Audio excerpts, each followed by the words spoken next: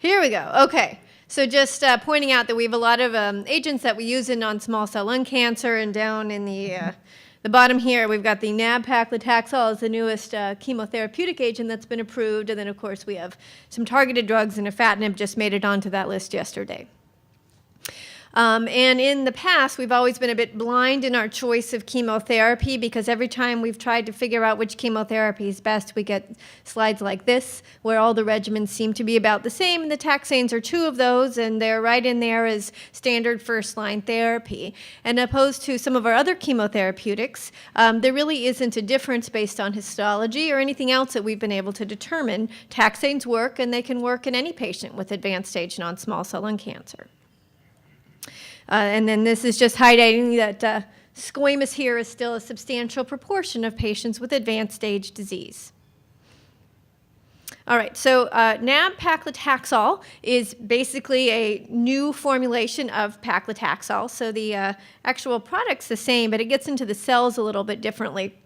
And so it's using this GP60 caveolin spark transcytosis pathway to get the chemotherapeutic agent into the cell better than what you get with the standard formulations. And also, of course, you don't have to deal with that whole chemophore problem that we do with the other taxanes, which are very insoluble molecules. We also know that there is overexpression of caveolin and spark in non-small cell lung cancer, and that's associated with poor prognosis.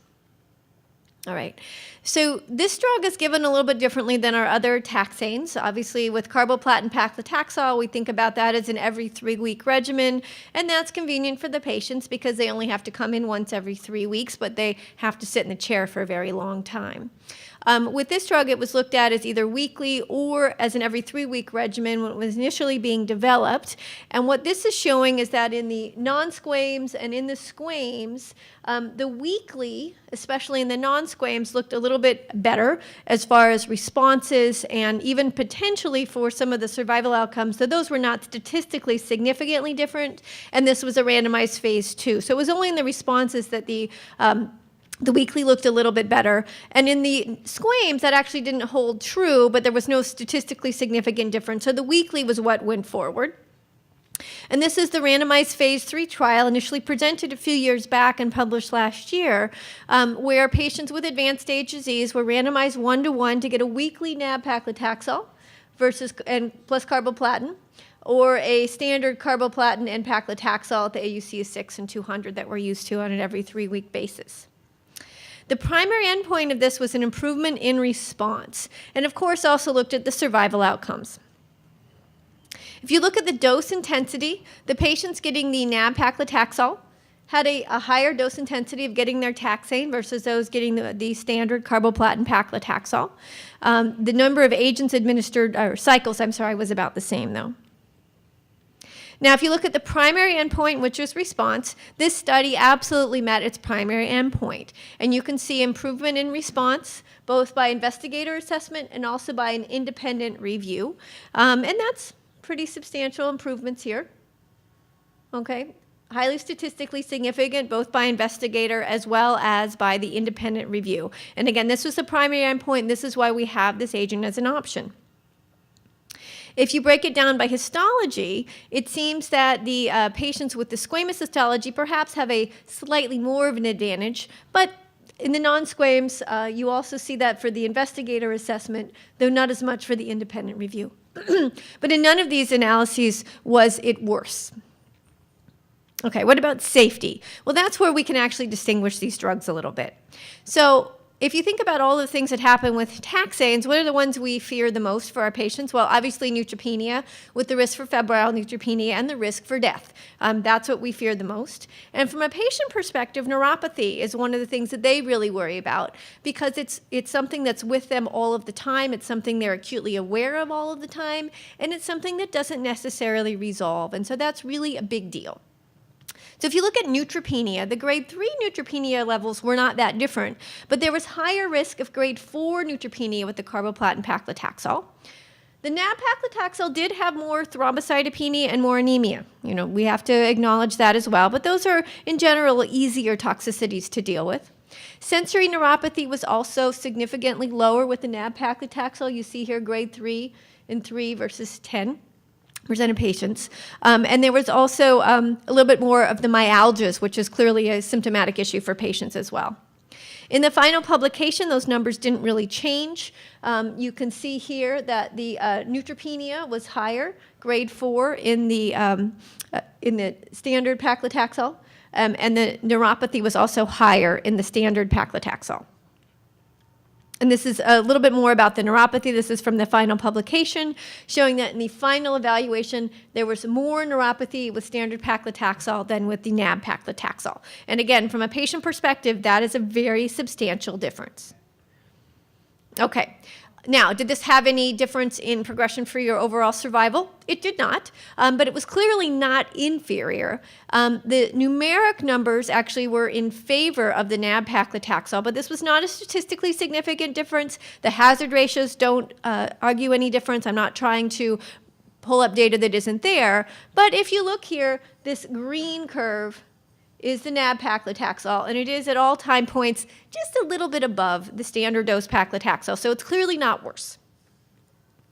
And this is a forest plot looking at the different subsets. The two that really stand out are that the patients treated in North America seem to do better with the nab-paclitaxel, and also the patients over 70 years of age also seem to do a little bit better with the nab-paclitaxel. And this was not a small number of patients. This was over 150 patients that were in that group. And going into that a little bit further, this is the elderly subset of the nab-paclitaxel versus standard paclitaxel. And you can see here that the response rate was 34% with the nab versus 24% with standard. There was a not quite statistically significant difference there, but interesting. There was also a overall survival difference. And this is very intriguing. It was only 74 patients that were age 70 and over who got the nab-paclitaxel, but their median survival was almost 20 months. 20 months, this is advanced stage non-small cell lung cancer, versus 10, which is more along the lines of what we would expect. That did reach statistical significance, albeit it's an post hoc analysis and needs to be explored further, but certainly intriguing. I also want to then close with the fact that even though Dr. Sosinski is arguing on the opposite side of this, actually he's a believer in nab-paclitaxel. This is something that's been out on the internet since 2006. This is a nice picture of Tom from a couple years ago.